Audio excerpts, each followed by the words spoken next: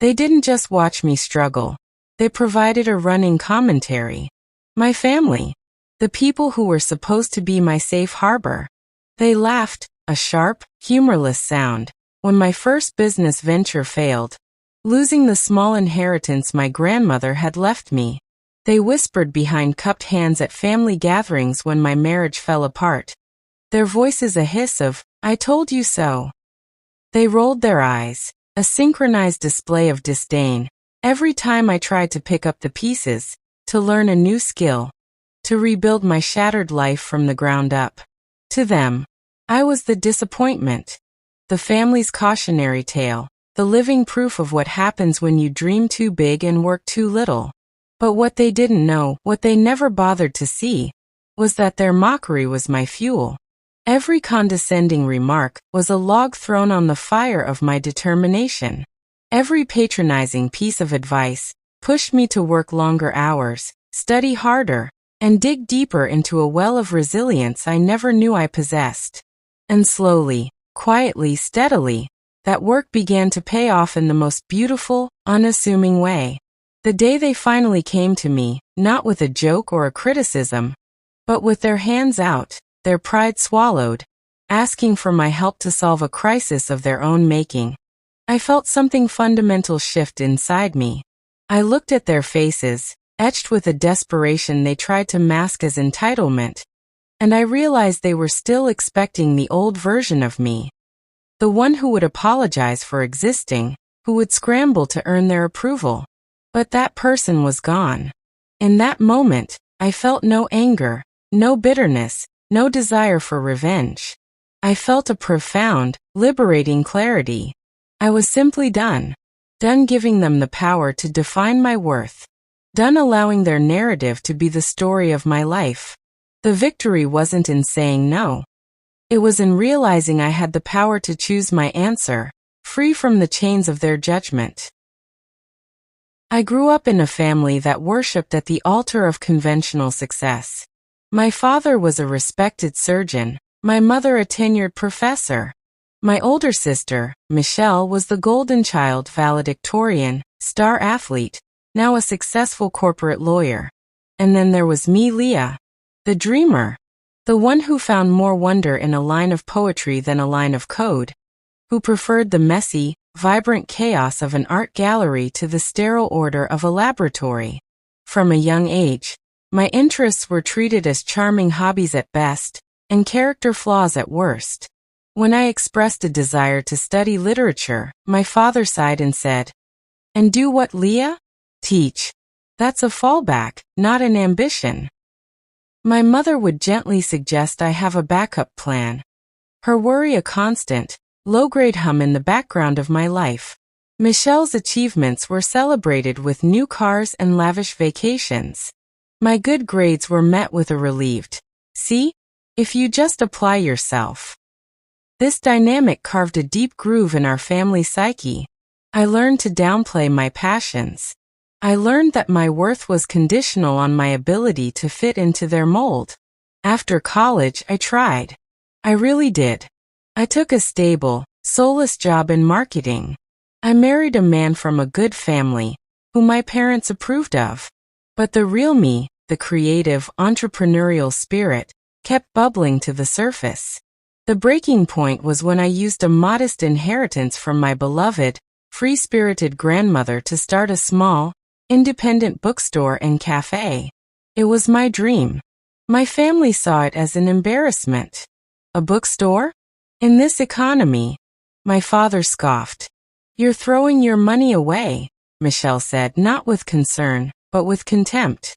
My husband at the time, echoing their sentiments, said it was a risky distraction. I was alone in my belief. The trigger was the Great Recession.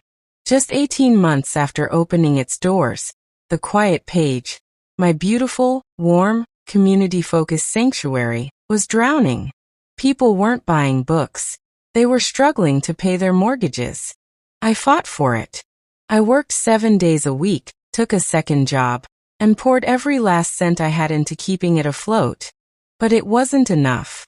The day I had to permanently close the doors was one of the darkest of my life.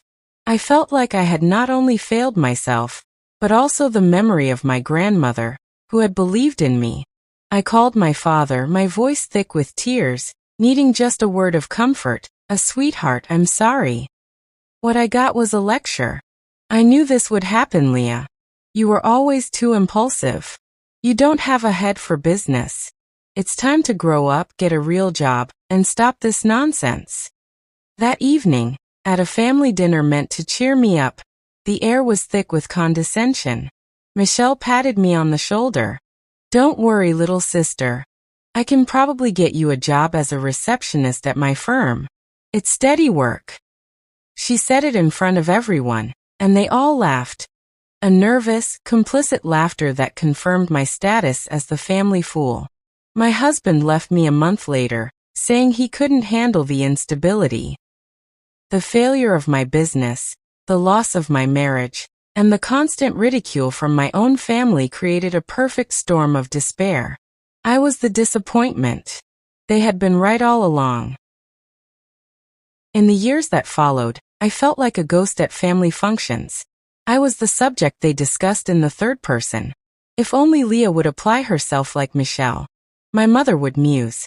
Every attempt I made to rebuild was met with skeptical looks. When I took an online course in digital marketing and social media management, a field still in its infancy, my father called it a waste of time. When I started freelancing, helping small local businesses with their online presence, Michelle would ask, "So you make Facebook posts for a living? Is that a real job?" The financial and emotional strain was immense. I lived in a small, sparse apartment, driving a car that was held together with hope and duct tape. I'd go to family holidays and birthdays, and the pity was a heavier burden than the outright mockery. They had written me off. I was a closed chapter, a concluded case study in failure. The final, definitive blow came at a family reunion. I was trying to explain to a cousin the potential of this new thing called search engine optimization. Michelle overheard, squeezed my shoulder with a force that was not sisterly, and announced to the group, "Listen to my little sister, everyone. She's going to be the next internet billionaire." The roar of laughter that followed felt like a physical assault. I looked around at their laughing faces, my parents, my aunts, my uncles, my sister, and something in me broke. Not into smaller pieces, but into something harder, sharper, and more determined. In that moment, I made a silent vow. I would never again seek their approval. I would never again give them the power to make me feel small. Their laughter would become the engine of my ambition. I stopped going to family functions. I stopped sharing any details of my life with them. The silence I gave them was not one of defeat, but of intense focus. I poured every ounce of my energy into my freelance work. I became a voracious learner, staying up all night to understand algorithms, analytics, and the emerging power of social media branding. My waste of time digital marketing course became the foundation of my expertise. My experience with my failed bookstore gave me a unique, empathetic understanding of what small, passionate businesses needed to survive. I wasn't just selling a service. I was selling survival. My client list grew, not through flashy advertising, but through word of mouth and demonstrable results. I helped a struggling local bakery become a citywide sensation. I helped an independent jeweler compete with big box stores. The turning point, the moment the power balance irrevocably shifted, was when a local news station did a feature on the digital turnaround of these small businesses. They interviewed me, calling me a marketing whisperer. The segment went viral locally. That night, my phone blew up. Not with calls from clients, but with texts from extended family and old family friends. "Saw you on the news. So proud." I deleted them all. The validation I had craved for so long now felt cheap and meaningless. The person they were proud of was the successful Leah. They had no right to claim her after shunning the struggling Leah. I was no longer the family disappointment seeking scraps of approval. I was a successful entrepreneur, and my success was built in spite of them, not for them. My plan was not to confront them, or to flaunt my success. that would have been playing by their old rules, seeking their reaction. My quiet countermove was far more profound. I built a life of such quiet contentment and genuine success that their opinion became irrelevant. I incorporated my business, naming it Phoenix Consulting, as a private nod to my own rebirth. I hired a small team. I moved into a beautiful, light-filled loft apartment that was a far cry from my old, dingy place. I bought a reliable, comfortable car. I traveled to places I had only ever dreamed of. I found love again with a kind, supportive man named David, an artist who loved me for my mind and my heart, not my resume. I did all of this completely outside of my family's awareness. I was a ghost in their world, but I was fully, vibrantly alive in my own. I didn't block them, I just stopped letting them in. The ultimate power wasn't in refusing them, it was in no longer needing them. My success was my quiet, unassailable fortress. The confrontation happened on a Tuesday afternoon. My phone rang. It was my mother. Her voice was strained, tight with an anxiety I hadn't heard since my father had a health scare years ago. "Leah, we need you." My first, instinctual fear was for their safety. "What's wrong? Is everyone okay?" "It's Michelle," she said, her voice breaking. Her firm, she invested everything in a new venture. It was a fraud. She's lost everything. Her savings, her partner's money, everything. She's being sued. We could lose the family home. We don't know what to do. They came to my office, the three of them. My father, looking older and smaller than I'd ever seen him. My mother, her face etched with panic. And Michelle, a hollowed-out shell of the confident woman she'd always been. They sat across from my desk, in the successful business I had built from the ashes of their ridicule. Michelle couldn't even look at me. My father cleared his throat. "Leah, your mother tells me you're good with this sort of thing. This online reputation management. We need you to fix this. We need you to make this go away." They didn't ask. They expected. They still saw me as the subordinate little sister. The disappointment they could now command to clean up their mess. I looked at them, these three people who had defined my insecurities for decades. I felt a surge of power, but it wasn't cruel. It was calm. "Fix it." I repeated, my voice even. "Yes," my mother pleaded. "You have to help your sister." I leaned forward, my hands folded on my desk. "Tell me," I said, my gaze steady on Michelle. "When my business failed, what was it you told me?" "Oh, that's right. You said, it's time to grow up and get a real job." You laughed. All of you. The color drained from their faces. The silence in the room was absolute. The power didn't shatter. It simply settled, firmly and finally, around me. They were finally seeing me, not as a character in their story, but as the author of my own. I did not leave them destitute. That is not who I am. My victory was not in their downfall. I agreed to help, but on my terms. I became their crisis manager.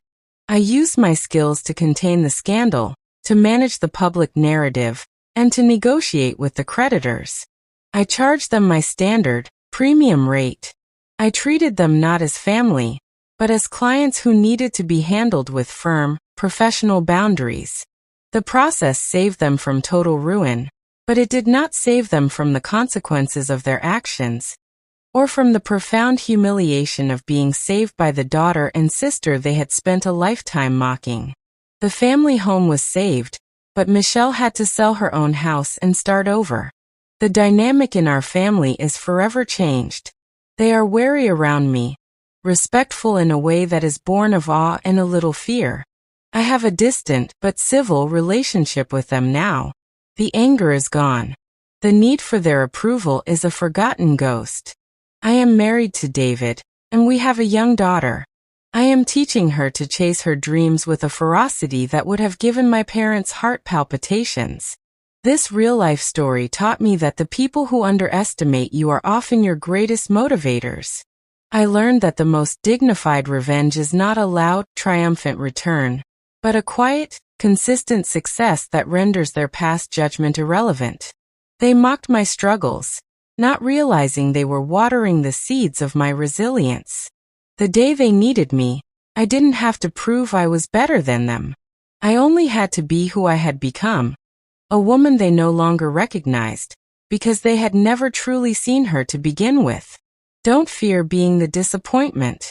Fear being the person who is too afraid to disappoint others to ever truly live. My family's mockery was the anvil upon which I forged my own strength. And for that, I am finally, and ironically, grateful. If this emotional story about overcoming family judgment and finding your own strength has resonated with you, please share your thoughts in the comments. For more calm, reflective real-life stories, like and subscribe. Thank you for listening.